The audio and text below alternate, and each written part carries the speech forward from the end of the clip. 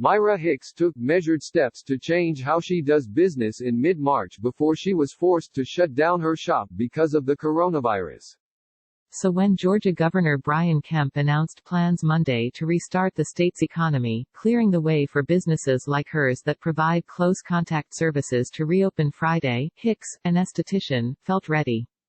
I was already prepared because in the middle of March, when everything was happening similar in Italy, I decided to start using disposable apparel and changing a few things, said Hicks, who owns Skin and Silhouette in Marietta. She welcomed her first client in weeks on Friday, a regular customer, who was scheduled to receive an oxygenating facial that costs $99. Hicks specializes in anti-aging, body contouring and hydrating treatments. Hicks, a native of Peru, said she has not faced any backlash for choosing to reopen, but she is mindful of the concerns of others.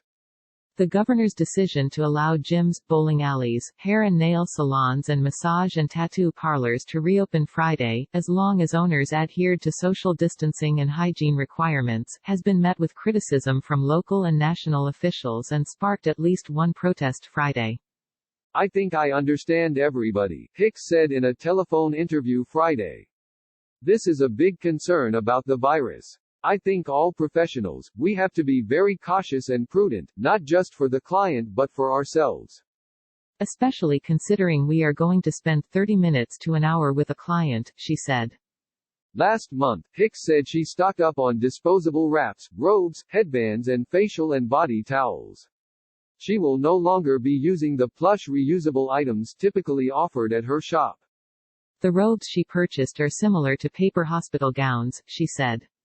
The quality of the shop's apparel isn't the only thing that has changed. Hicks has closed the waiting area and is only allowing one client in at a time. Each client will be required to thoroughly wash their hands as soon as they enter the shop and before they undergo any treatments. Kemp's order allowing some businesses to reopen requires customers be screened for potential symptoms, frequent cleaning and that staff be provided masks and other protective gear. Georgia has more than 22,000 confirmed cases of the coronavirus and close to 900 deaths, reported as of Friday, according to state health data. By 12:30 p.m., David Wynn said he had about 20 customers at his nail salon in Savannah since reopening at 10 a.m. Friday. He expects to have another 30 to 40 by day's end. Wynn's business, NB Nail Bar, has been closed since March 26. He said he has six-figure losses. This is our busiest time of year, he said in a telephone interview. We lost weddings, proms and graduations. His salon is near the Savannah College of Art and Design.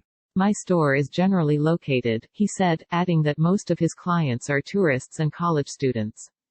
Wynn, 37, a Richmond Hill resident, said it took him about 24 hours after the governor's plan was announced Monday to decide to reopen. He is allowing his nail technicians to return to work on a voluntary basis.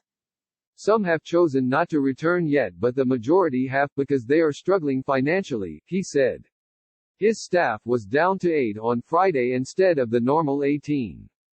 Wynn said that because it is not possible for technicians to do their jobs at a distance, he has them working farther apart, about 12 to 14 feet, in the 5,000 square foot salon.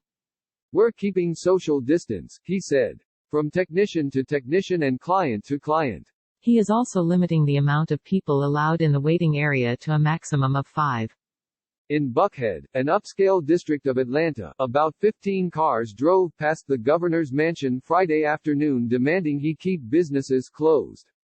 In the window of one car was a sign that read, 6 feet apart is better than 6 feet under.